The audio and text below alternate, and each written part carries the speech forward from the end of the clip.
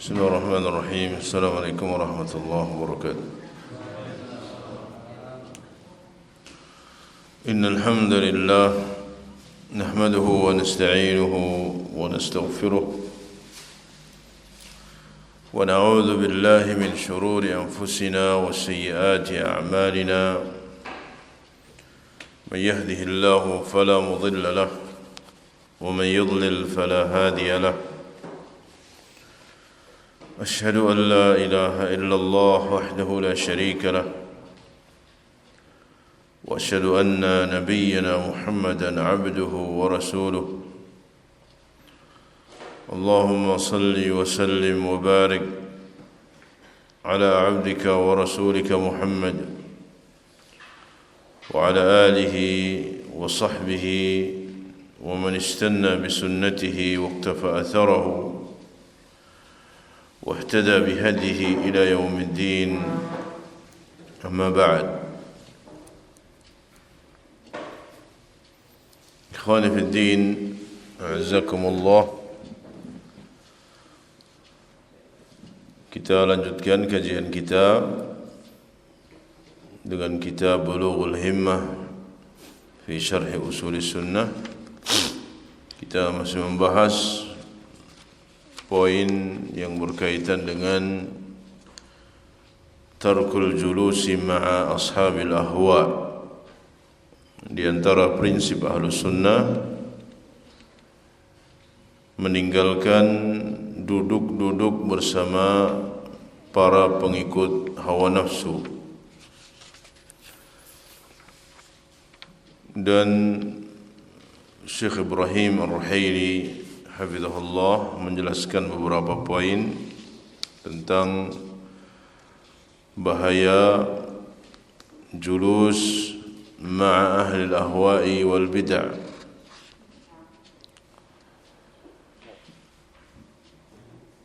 Kemudian beliau hafizahullah kembali menjelaskan wa amradul qulubi a'zamu min amradil abdan.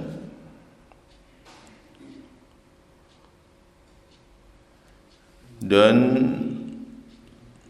penyakit-penyakit hati itu lebih besar dibanding dengan penyakit-penyakit badan. Penyakit yang menimpa hati seseorang, baik itu penyakit syubhat ataupun penyakit syahwat, itu lebih berbahaya dibanding dengan penyakit-penyakit jasad. لأن أمراض الأبدان تظهر في وقت من الأوقات. Kenapa demikian? Karena penyakit-penyakit jasad itu muncul di waktu-waktu tertentu. Tidak setiap saat orang itu selalu sakit. Wa amma amradul qulubi fala tadhharu likathirin minan nas. Adapun penyakit-penyakit hati terkadang tidak diketahui oleh banyak manusia. Penyakit-penyakit jasad bisa diketahui dan muncul di waktu-waktu tertentu. Adapun penyakit hati terkadang tidak diketahui munculnya oleh manusia.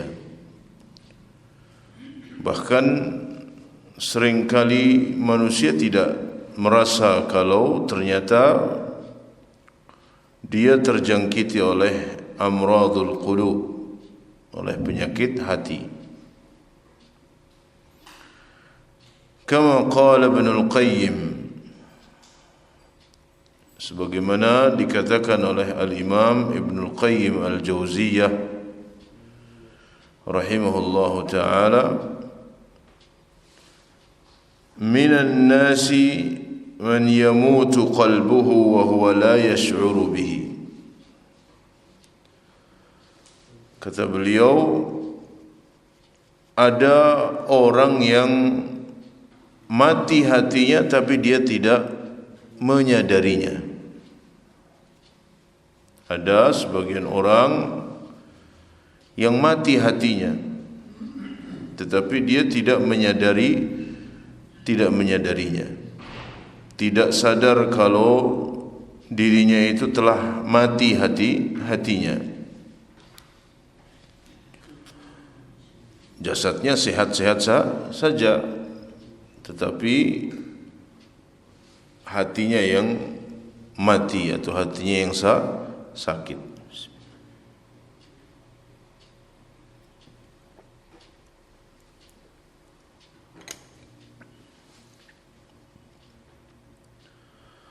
فتجد من يسمع النصوص والآيات والوعد والوعيد ولا يكاد يؤثر فيه شيء. Maka engkau dapati orang yang mendengar nas-nas, mendengar dalil-dalil. Engkau dapati sebagian orang mendengar dalil-dalil, mendengar ayat-ayat, baik ayat yang berkaitan dengan janji-janji Allah ataupun ayat yang berkaitan dengan ancaman-ancaman, dan dia tidak terpengaruh sama sekali. Ayat-ayat tersebut, dalil-dalil tersebut tidak bisa mempengaruhi dirinya. Wahada wal'iyadu billah, dan ini wal'iyadu billah dalilun ala maradil qulubi au mautiha. Maka ini menunjukkan bukti matinya hati, sakitnya hati atau bahkan matinya hati. Dan seperti ini tidak dirasakan karena dia tidak merasa sakit, dia merasa aman-aman saja.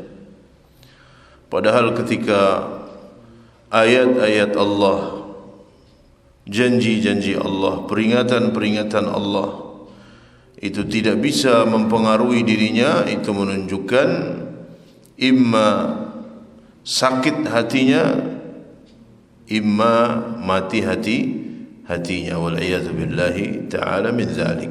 Ini penjelasan dari perkataan Ibnul Qayyim, minan nasi man yamutu qalbuhu wa la yash'uru bihi, bahwa banyak orang yang hatinya itu mati tetapi dia tidak menyadarinya.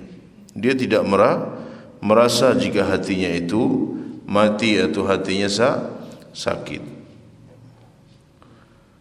Ini maka penyakit hati itu a'zam min amradil abdan. Dia lebih berbahaya dibandingkan dengan penyakit badan yang menimpa manusia. Wa min amradil qulubi ma yasuddu 'anis sunnah. Di antara penyakit-penyakit hati ada yang menjauhkan seseorang dari sunnah. Jika itu penyakit syubhat, maka itu akan menjauhkan seseorang dari sunnah, dari akidah yang benar. Fatajidu sahibal qalbil maridi la yaqbalul haqqa wal huda. Engkau dapatkan bahawa orang yang memiliki hati yang sakit, dia tidak mau menerima kebenaran. tidak mau menerima petunjuk. Padahal jelas-jelas itu adalah kebenaran, jelas-jelas itu adalah petunjuk, tetapi dia tidak mau menerima atau bahkan menentangnya, wal'iyadzubillah. Maka ini adalah penyakit hati yang memalingkan seseorang dari sunnah, dan ini lebih berbahaya dari penyakit-penyakit hati yang lain. Ada penyakit iri, ada penyakit dengki, ada penyakit ujub dan seterusnya. Tapi ada penyakit hati yang menjauhkan seseorang dari sunnah. Seseorang dijelaskan kepadanya kebenaran, dalil-dalil dari Al-Quran dan Sunnah, dijelaskan tentang petunjuk Nabi SAW, tetapi dia tidak mau menerima. Wa tuqra'u 'alaihi al-ayatu min kitabillah, dibacakan kepadanya ayat-ayat Allah, fayuhawilu an yata'awwalaha aw yaruddaha, tapi dia berusaha mentakwilnya, menafsirkan sesuai dengan hawa nafsunya, atau dia tolak ayat tersebut. Ayat ini tidak relevan, ayat ini tidak pas, atau dia takwil dengan hawa nafsunya, ditafsirkan sesuai dengan keinginannya. Li'anna al-hawa fi qalbihi yamna'uhu min al-intifa'i bin nas. Kenapa? Karena hawa nafsu yang ada di dalam hatinya itu menghalangi dia untuk mengambil manfaat dari dalil-dalil. Enggak mau dengar dalil. Ketika dikatakan dalilnya mana, enggak terima. Apa pokok dalil? Ya. Maka ini menunjukkan maradu al-qalb, menunjukkan bahwa hatinya sakit, dan penyakit yang dia derita itu penyakit yang menjauhkan dia dari sunnah. Penyakit berbahaya. Penyakit syubhat. Wa min a'zami ma hafizallahu bihi ahla sunnah, di antara satu anugerah yang sangat besar yang dengannya Allah tabaraka wa ta'ala menjaga ahlu sunnah, di antara anugerah besar yang dengannya Allah menjaga ahlu sunnah, mujanabatuhum ahlal ahwa, bahwa ahlu sunnah mereka menjauhi para pengikut hawa nafsu. Mereka menjauhi ahlul ahwa wal bid'ah, ahlu al-ahwa dan ahlul bid'ah. Mereka menjauhi. Karena tadi pengaruhnya sangat berbahaya. Wa katsirun, maka beliau katakan di sini, min a'zam ma hafizallahu bi ahli sunnah. Ini termasuk anugerah yang sangat besar yang dengannya Allah menjaga ahlu sunnah supaya dia tetap istiqamah di atas sunnah, istiqamah di atas manhaj yang hak. Apa anugerah tersebut? Bahwa ahlu sunnah menjauhi ahlul bid'ah. Ya, ahlu sunnah menjauhi ahlul bid'ah. وكثير من الشرور والفتن التي حصلت في هذه العصور سببها السماع لأهل الأهواء. Kebanyakan dari kerusakan-kerusakan, keburukan-keburukan, fitnah-fitnah yang terjadi di zaman ini, di antara sebabnya adalah mendengarkan perkataan-perkataan ahlul bid'ah. Banyak keburukan-keburukan, syubhat-syubhat, fitnah-fitnah yang terjadi pada zaman ini, yang tidak jarang kemudian seseorang menyimpang dari kebenaran. Di antara sebabnya mendengarkan perkataan ahlul ahwa.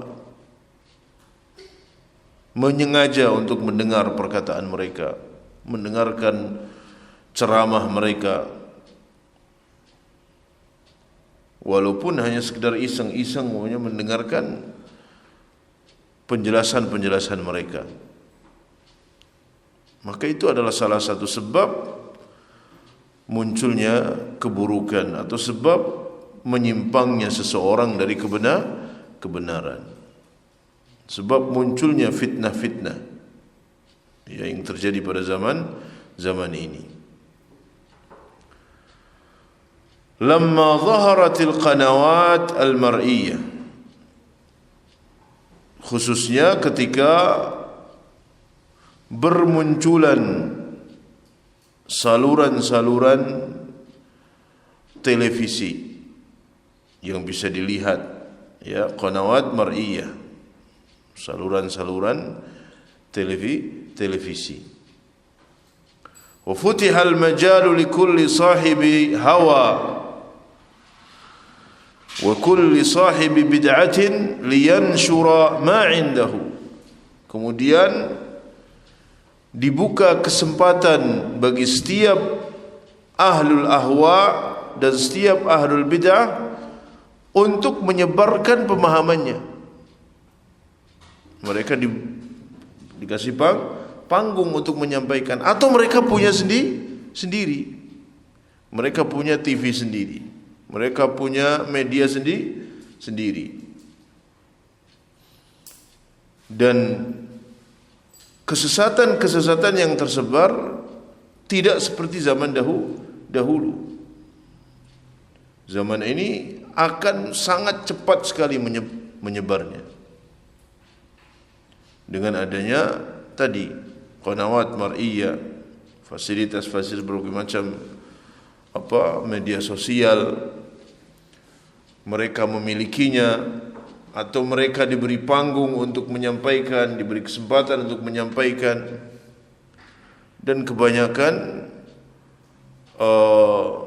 saluran TV seperti itu, yang diberi kesempatan untuk menyampaikan orang-orang yang memiliki syubhat, imma orang-orang jahil, ya, imma ahlus syubhat.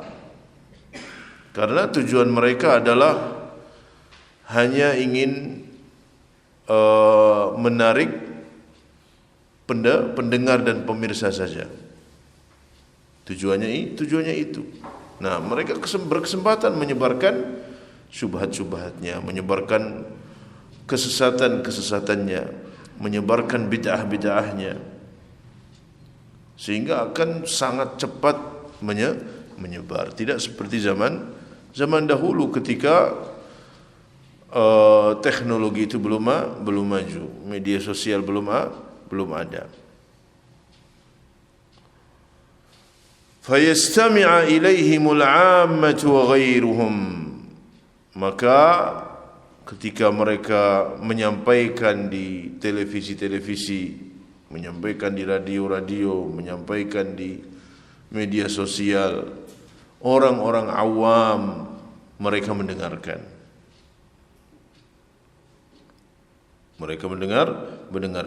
Kemudian apa? Fayata'atsaruna bihim. Kemudian terpengaruh dengan ahlul ahwa wal bidah tersebut. Terpengaruh dengan pembicara. Wa kam ta'athara bihadhihi al-qanawat wa biwasail an-nashr al-ukhra كالكتب والأشرطة المسجلة وغيرها. Berapa banyak orang yang terpengaruh dengan adanya saluran-saluran ini, ya, kemudian media sosial yang ataupun yang lain, tersebarnya kitab-kitab, kaset-kaset yang bisa didengarkan, ataupun yang lebih dari itu, dari berbagai macam fasilitas untuk mendengar. Maka jika ahlul batil mereka menyebarkan kebatilannya dengan wasilah-wasilah tersebut, Maka ahlus sunnah juga harus demikian. Sebagaimana ahlul batil, ahlus syubuhat, ahlul bid'ah wal ahwa, orang-orang kafir, musuh-musuh Islam, kaum liberal, mereka memanfaatkan media-media tersebut. Seharusnya ahlus sunnah juga demikian. Memanfaatkan media-media yang ada untuk menyebarkan sunnah, untuk menyebarkan pemahaman yang benar, untuk menjelaskan akidah yang sahih kepada masyarakat. Tidak boleh kemudian seseorang zuhud dalam masalah ini. Karena nyatanya bahwa orang banyak terpengaruh dengan media-media tersebut. Maka Ahlussunnah juga demikian, berusaha untuk memanfaatkan. Dan alhamdulillah banyak antum akan dapatkan ya media-media para ulama Ahlussunnah wal Jamaah, ya, situs-situs para ulama yang banyak bisa kita manfaatkan. وذلك لأن أهل الأهواء من يكون لهم قوة في البيان والإقناع. Karena di antara ahlul ahwa, orang-orang yang mengikuti hawa nafsu, ahlul bid'ah, di antara mereka ada yang memiliki kemampuan di dalam menjelaskan. Mereka memiliki kemampuan di dalam menyampaikan ilmu mereka. Memiliki kemampuan di dalam mempengaruhi dan di dalam meyakinkan para pendengar. Mereka memiliki, pertama, mungkin ada di antara mereka yang memiliki hujjah. Mereka pintar bicara. Mereka pintar dalam menyampaikan, menjelaskan, dan di dalam memahamkan. Mereka punya orang-orang yang seperti itu. Wa illam yakun indahum hujjatun sahihah, sekalipun mereka tidak punya hujjah yang sahih, tapi mereka punya kemampuan untuk menyampaikan. Dan orang-orang awam, mereka akan sangat mudah terpengaruh ketika mereka merasa enak dengan penjelasannya. Padahal penjelasannya terpenuhi dengan syubhat, terpenuhi dengan kesesatan-kesesatan. Tetapi dia punya kemampuan menyampaikan, kemampuan untuk menjelaskan, kemampuan untuk meyakinkan, ya, orang-orang yang mendengarnya. Sehingga semua yang disampaikan akan dianggap sebagai kebenaran. Terkadang dia menyampaikan tanpa ada rujukannya, atau dia menyampaikan rujukan tapi tidak benar. Bagi orang awam itu sudah sangat bagus. Kemudian mereka akan mudah terpengaruh. Jadi ada di kalangan ahlul ahwa, mereka punya kemampuan untuk menjelaskan. Mereka punya hujjah dalam tanda kutip. Mereka berdalil. Ya, mereka berdalil. Dan itu disampaikan kepada orang awam, maka mereka akan menerima. Mereka juga menyampaikan dalil kok. Yang disampaikan juga sama, dalil dari Al-Quran, dari hadis. Makanya kata Syekh Muhammad bin Abdul Wahhab, ya, ketika beliau menjelaskan dalam kitab atau risalah Kashfus Syubuhat, beliau mengatakan bahwa Kaum musyrikin terkadang mereka punya hujjah. Mereka menyampaikan dalil dari Al-Quran dan hadis. Dan ini memberikan pelajaran bagi seorang ahlus sunnah untuk belajar. Untuk belajar. Karena ahlul batil punya hujjah. Walaupun tadi kata beliau, mereka punya hujjah, walaupun hujjah yang tidak sahihah.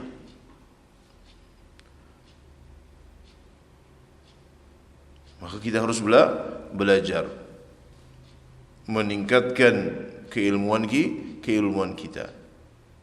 Paling tidak untuk menangkal syubhat mereka bagi diri kita, supaya kita tahu ini adalah syubhat, ini adalah penyimpangan.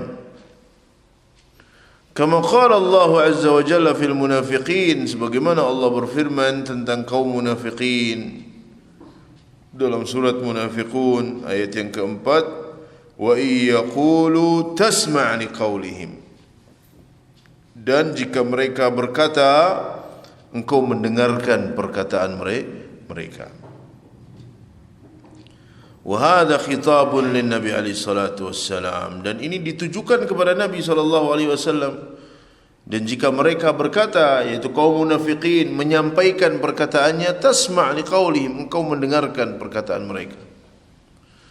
Anna haula'il munafiqin qad yuzayyinuna aqwalahum, bahwa kaum munafiqin terkadang mereka menghias-hiasi perkataannya, menghias-hiasi perkataan-perkataan mereka. Wa yudhhiruna lin-nabi sallallahu alaihi wasallam ma yadhunnu annahu al-haqq fi amrin min umurid dunya. Mereka menghias-hiasi perkataan, kemudian menyampaikannya kepada Nabi sallallahu alaihi wasallam yang mungkin saja dianggap itu adalah satu kebenaran dalam perkara-perkara dunia allati ya'tadhiruna ila Nabi sallallahu alaihi wasallam fiha, yang mereka jadikan sebagai alasan di hadapan Nabi sallallahu alaihi wasallam. Kama i'tadharu lahu fi mawatin syatta, sebagaimana mereka beralasan di beberapa kejadian. Ketika diajak perang beralasan. Mereka menyampaikan, menghias-hiasi perkataannya. Maka Nabi SAW menerima alasan mereka. Wa yaqulu tasma' liqaulihim. Pintar menyampaikan alasan. Jadi mereka beralasan. Faqala ba'dhum, sebagian mereka berkata kepada Nabi SAW ketika diajak berperang, Nabi mengajak mereka untuk berperang, mereka mengatakan i'dzalli wa la taftinni, ya, berilah izin untukku dan janganlah engkau memfitnahku. Kenapa demikian? Kata orang munafik, inni akhsha idza kharajtu ma'aka an ara nisaa ar-rum fa uftana fi dini. Kata mereka, aku khawatir ketika Nabi mengajak mereka untuk berperang melawan orang-orang Romawi. Mereka mengatakan, aku khawatir jika aku keluar bersama engkau wahai Rasulullah, nanti di sana saya melihat wanita-wanita Rum yang cantik, kemudian saya nanti terfitnah. Gimana coba Nabi? Ya, kalau saya sampai terfitnah, ternyata wanita-wanita di sana cantik-cantik, kan berbahaya. Makanya saya nggak ikut perang. Ya, beralasan kepada Nabi seperti itu. Fa'adhara lin-nabi sallallahu alaihi wasallam annahu yuridu bihadzal wara'. Jadi mereka menampakkan kepada Nabi bahwa dia melakukan ini dalam rangka hati-hati, dalam rangka kehati-hatian. Makanya saya enggak ikut perang wahai Rasulullah. Saya khawatir kalau saya ke sana perang, saya ngelihat wanita-wanita Rum, saya terfitnah. Kan bahaya. Itu berbahaya bagi agama saya, katanya. Thumma ja'atin nusus mubayyinatun annahum qad kadzabu fi hadha. Kemudian datang dalil-dalil yang menjelaskan bahwa mereka itu dusta. Dalam ayat disebutkan wa minan nasi may yu'jibuka qawlu fil hayatid dunya. Ada sebagian orang yang perkataan-perkataan mereka dalam urusan dunia itu yu'jibuka, menjadikan kau suka. Kaum munafiqun. Artinya apa? Bahwa ahlul batil ada di antara mereka yang punya kemampuan menyampaikan, menghias-hiasi perkataan, membungkus satu kebatilan dengan sedikit kebenaran. Satu kebatilan dibungkus dengan dalil. Ya, para wali mereka punya kedudukan ala inna awliya Allah la khaufun alaihim wa lahum yahzanun. Mereka orang-orang saleh, maka kita datang bertabarruk kepada mereka, membungkus dengan dalil. Ya ayyuhalladzina amanu taqullaha wabtaghu ilaihil wasilah. Wahai orang-orang yang beriman, bertakwalah kepada Allah dan carilah wasilah. Ini dalam Al-Quran Allah memerintahkan kita untuk bertawassul. Kenapa kalian larang? Al-Quran ada tawassul itu ada dalam Al-Quran. Allah memerintahkan kita untuk bertawassul. Dalilnya ya ayyuhalladzina amanu taqullaha wabtaghu ilaihil wasilah. Menyampaikan dalil. Maka tentu orang akan menerima. Kita harus berhati-hati. Oleh karena itu, jangan kemudian kita berspekulasi, menggadaikan agama kita, keyakinan kita dengan mendengarkan perkataan-perkataan mereka. Sengaja mendengarkan ceramah-ceramah mereka. Karena syubhat ketika masuk ke dalam hati, dia susah untuk keluar. Akhirnya istihsan, dia akan menganggap ternyata baik juga kok mereka kok. Tanpa dia sadari, dia akan mengatakan demikian. Akhirnya banyak tanazul dia dari kebenaran. Wal maqsudu anna katsiran min ahli al-ahwa'i wal bid'ah qad yakunu lahu qaulun yusma'. Intinya bahwa banyak dari kalangan ahlul ahwa, ahlul bid'ah, mereka didengar omongannya. Karena mereka punya kemampuan untuk menyampaikan, mereka didengar omongannya. Wa quwwat wa qudratun 'alal bayan, dan dia punya kemampuan untuk menjelaskan. Punya kemampuan untuk menjelaskan, punya kemampuan untuk meyakinkan orang. Fayankhadi'a bihi man yankhadi' minal muslimin, maka banyak kaum muslimin yang tertipu. Walihada yajibu ala ahli al-iman an yahmau qulubahum wa adhanahum min sima'i kalami ahli al-bid'ah. Oleh karena itu, orang-orang yang beriman hendaknya menjaga hati mereka, menjaga telinga mereka untuk tidak mendengarkan perkataan-perkataan ahlul bid'ah. Supaya jangan mendengarkan perkataan mereka. Berhati-hati, menjaga hati. Wal insanu laysa 'indahu aghla wala a'zam min qalbihi. Dan tidak ada sesuatu yang lebih mahal dan lebih berharga bagi seseorang melebihi hatinya. Karena hati itu yang menentukan. Tidak ada yang lebih mahal, tidak ada yang lebih berharga melebihi hati seseorang.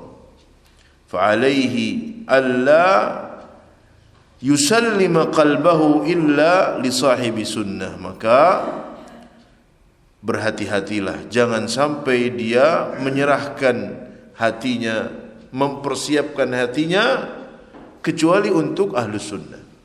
Mempersiapkan hati untuk mendengarkan ilmu kecuali dari ahlu sunnah dalam segala hal. Makanya para ulama ketika ditanya bagaimana hukum belajar qiraatul Quran, membaca Al-Quran kepada orang-orang yang menyimpang, karena mungkin mereka punya kemampuan dalam masalah ini, bagaimana hukum belajar kepada mereka? Para ulama menjelaskan, kalau enggak ada sama sekali dari kalangan ahlu sunnah mungkin, tapi ahlu sunnah masih banyak yang punya kemampuan belajar ilmu alat, ilmu bahasa Arab dari orang-orang yang memiliki manhaj yang menyimpang umpamanya. Kan masih banyak ahlu sunnah wal jamaah yang memiliki kemampuan. Ini harus diperhatikan. Kenapa? Karena bahaya ketika dia sudah mulai julus, ya, duduk, banyak bergaul, banyak berinteraksi dengan mereka, sedikit demi sedikit akan terpengaruh dengan bid'ahnya. Paling tidak akan membenarkan bid'ahnya. Wa ahlul kalami wal falasifati lahum hujajun qad la yatanabbahu laha al-katsiru minan nas. Demikian pula orang-orang filsafat, ahlul kalam, ya, ahlul filsafat, falasifah, mereka punya hujjah-hujjah yang terkadang banyak orang tidak menyadarinya. Orang tidak sadar, akhirnya terpengaruh dengan hujjah-hujjah mereka. Dibawa bagaimana berpikir semuanya dengan akalnya, beragama dengan akalnya. Dia menyampaikan kejadian-kejadian tanpa sadar, akhirnya mengakui tanpa sadar, akhirnya terpengaruh. Fala yanbaghi li'aqilin an yusghiya bi udhunayhi li kalamihim. Orang yang berakal tidak seharusnya mendengarkan perkataan-perkataan mereka, ahlul kalam, ahlul filsafat. Wa yaqul, kemudian dia mengatakan, ana fi ma'manin ala dini. Dia merasa aman dengan agamanya. Insyaallah enggak apa-apalah. Saya sudah faham, saya sudah ngaji, insyaallah aman. Fakam futina minal ulama'i wal azkiya bi kalami haula'i wa amsalihim. Berapa banyak orang yang alim, orang yang cerdas terfitnah dengan perkataan-perkataan mereka, kemudian mengikuti mereka. Jangan kita merasa aman bahwa kita telah ngaji, bahwa kita telah belajar dan seterusnya. Enggak ada yang aman dari fitnah. Siapa saja bisa terkena fitnah, terkena syubhat, rusak hatinya. Wa yutanabbahu huna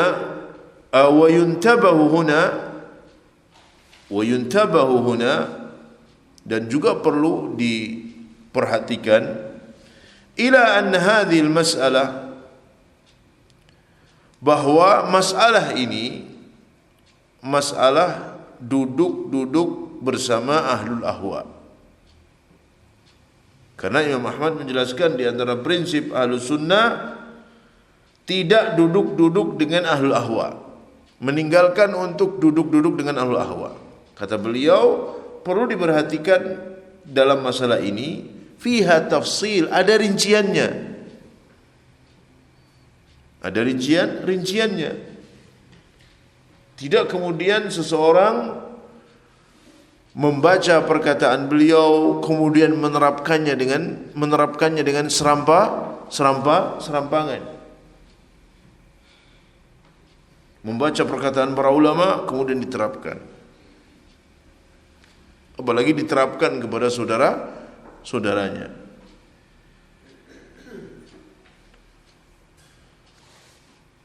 Fiha tafsil, kata beliau. Dalam masalah ini ada rinciannya. Wa qad yufarraqu baina halin wa hal. Dan terkadang dibedakan hukumnya dari satu keadaan kepada keadaan yang lain. Wal a'immatu alladhina nahaw an mujalasati ahli al-bid'ah minhum man jalasa ma ahli al-bid'ah liyunasihahum. Dan para imam-imam yang melarang untuk duduk-duduk dengan ahlul bid'ah, di antara mereka ada yang duduk bersama mereka liyunasihahum, tapi dalam rangka untuk menasihati mereka. Dalam rangka untuk menasihati mereka. Maka ini tentu tidak masalah, tidak mengapa. Bukan kemudian lihat duduk dengan ahlul bid'ah, berarti dikasih tanda tanya, menasihnya enggak benar. Apalagi sekarang main foto sedang foto dengan si fulan, sebar. Oh, berarti dia bukan ahlu sunnah. Padahal enggak tahu sebab fotonya kenapa. Kan orang enggak tahu. Bisa saja ada orang yang moto dari jauh. Kebetulan ketemu di pasar, rumahnya jalan, sedang seolah-olah jalan bareng di foto. Atau kebetulan ketemu di jalan salaman umpamanya. Zaman sekarang, Masya Allah, fitnahnya sangat besar. Terkadang orang tanpa tabayyun, tanpa tathabbut, langsung dia menghukumi, oh fulan dia berkumpul dengan ahlul bid'ah wal ahwa, berarti dia bukan ahlus sunnah. Dengan mudahnya mengeluarkan orang dari ahlus sunnah, dengan mudahnya mengeluarkan orang dari salafiyah.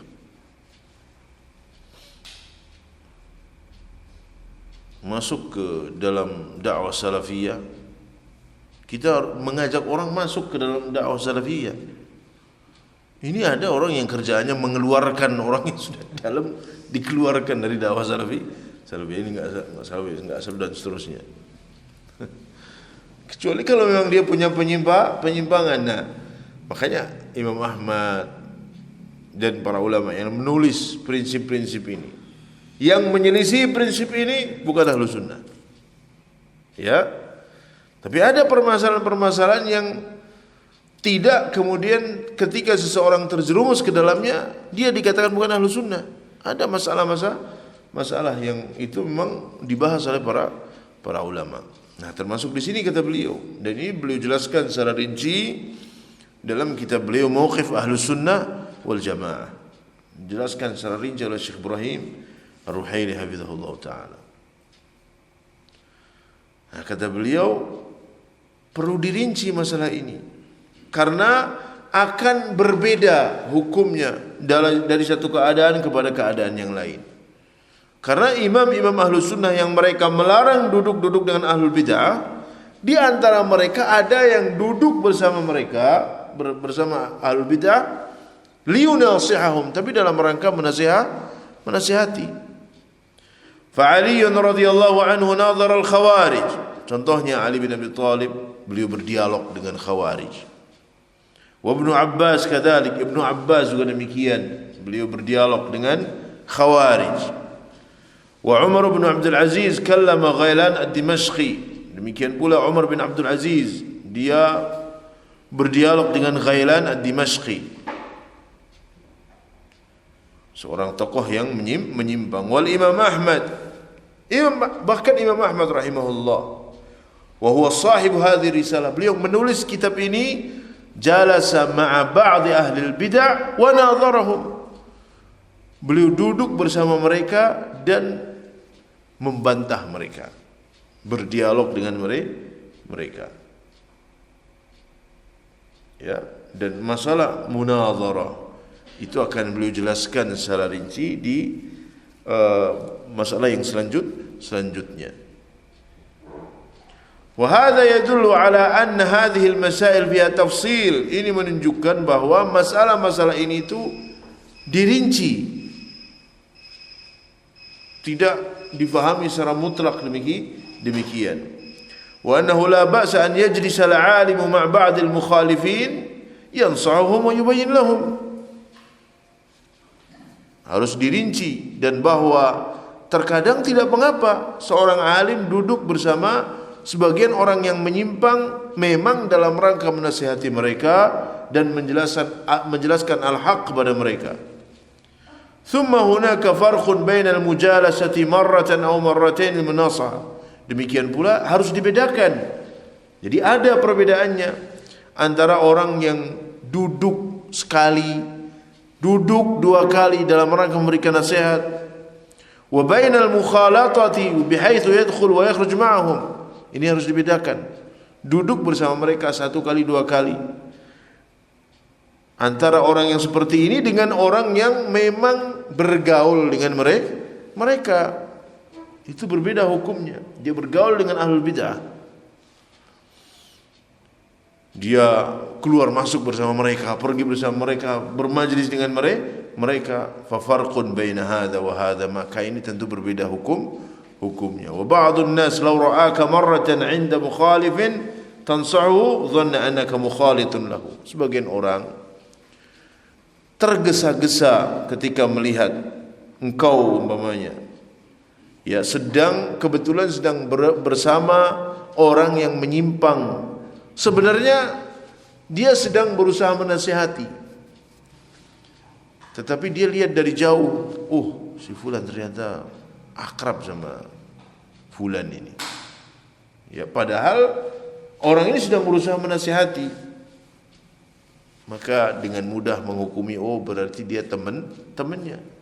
Dia telah mujalasah dengan ahlul bid'ah. Dia telah menjadikan ahlul bid'ah sebagai teman dan seterusnya. Wa man kana 'indahu qudratun wa fahmun wa ra'a ahada ikhwanihi aw ba'd jiranihi aw ba'd man lahu ta'athur bi ahlil bid'ah fala ba'sa an yadhhaba ila hadha wa yunasihuhu. Siapa yang punya kemampuan, punya ilmu, melihat saudaranya ataupun tetangganya ataupun temannya terpengaruh dengan bid'ah, dia pergi menemui kemudian menasihati, itu satu kebaikan, enggak masalah. Wa hadza laysa min mujalasati ahli bid'ah al-madhmumah. Ini bukan masuk dalam hukum duduk dengan ahlul bid'ah yang tercela. Lakinnal asla huwa ijtinabu ahlul bid'ah. Tetapi pada asalnya harus menjauhi ahlul bid'ah. Wa ba'd man khalatahum wa lahu maqsad hasan bidzalika imma ar-raddu alaihim aw munasahatuhum yartakiz bil bid'ah. Kenapa asalnya harus menjauhi? Karena sebagian orang yang bergaul dengan mereka ataupun mendatangi mereka, awalnya dia punya maksud yang baik, awalnya tujuannya baik, ingin memberikan nasihat, ingin membantah, tapi lama-lama terpengaruh dengan bid'ahnya. Maka ini bahayanya tadi, umpamanya debat terbuka, itu berbahaya. Beliau menjelaskan, bahkan kata beliau mungkin gak ada maslahatnya. Pertama, orang yang tadinya gak dikenal menjadi terkenal. Antum sekarang tahu semua kan akhirnya. Si fulan ini tahu antum. Padahal dulunya gak tahu, tapi gara-gara dibantah jadi tahu. Kemudian subhatnya semakin tersebar. Orang komentar sudah subhanallah, sudah semuanya sendiri. Gak ada maslahatnya. Makanya para ulama di antara beliau nanti akan jelaskan dalam masalah ini bahwa debat alangkah baiknya tertutup, karena tujuannya kita menyampaikan kebenaran. Sedangkan debat terbuka, kebanyakan orang itu hanya ingin membela diri. Gak ada mencari kebenaran. Debat terbuka diselesaikan oleh banyak orang. Kebanyakan tujuannya bukan menginginkan kebenaran. Dia akan membela diri, dia akan membantah. Terlebih lagi dia akan menyampaikan syubhat. Orang yang dengar syubhat tersebut terpengaruh dengan syubhat tersebut. Karena itu bisa dilihat oleh siapa saja. Kata beliau, mungkin ada orang-orang yang punya niat baik awalnya, yartakis fil bid'ah, tapi akhirnya dia kembali lagi kepada bid'ahnya. Faman khalata ahlal bid'ah fa innahu la ya'man ala nafsihi an yusibahu ma asabahum. Maka siapa yang bergaul dengan ahlu bid'ah, dia tidak aman atas dirinya untuk tertimpa dengan apa yang menimpa ahlu bid'ah. Wa yakfi fitnatan lirrajul an yadhunna fi nafsihi annahu fi ma'manin min al-fitnah. Dan cukuplah seseorang itu terkena fitnah ketika dia menyangka bahwa dirinya itu aman dari fitnah. Ketika seorang menganggap dirinya aman dari fitnah, sesungguhnya dia terkena fitnah. Enggak boleh kita merasa aman dari fitnah, merasa aman dari syubhat. Nasallallahu alaihi wal afiyah. Jadi poin yang disampaikan oleh Syekh Ibrahim Ar-Ruhaili terhadap perkataan Imam Ahmad, wa tarki mujalasati ahli bid'ah. Nah, setelah itu baru beliau akan menjelaskan wa tarkul mira wal jidal wal khusuman fid din. Di antara prinsip Ahlus Sunnah meninggalkan perdebatan dalam masalah agama. Insyaallah akan dijelaskan secara detail oleh beliau. Wallahu a'lam bishawab. Mungkin ada pertanyaan yang bisa saya jawab insyaallah. Wa sallallahu ala nabiyyina Muhammad wa ala alihi wa sahbihi wasallam. Subhanakallahumma wa bihamdika asyhadu an la ilaha illa anta astaghfiruka wa atubu ilaik. Assalamualaikum warahmatullahi wabarakatuh.